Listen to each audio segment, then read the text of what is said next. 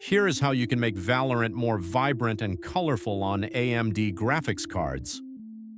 First, open Adrenalin, go to Gaming, then Display.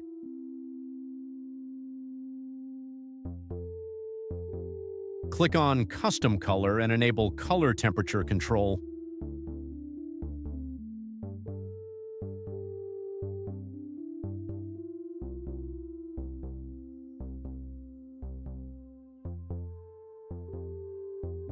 Set it to max for brightness. Set -1 for contrast and leave it at 100. For saturation, put it at max. Make sure you enable vivid gaming.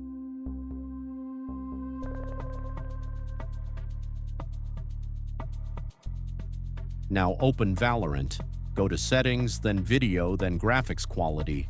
Make sure Bloom is on. That's it. Like and subscribe.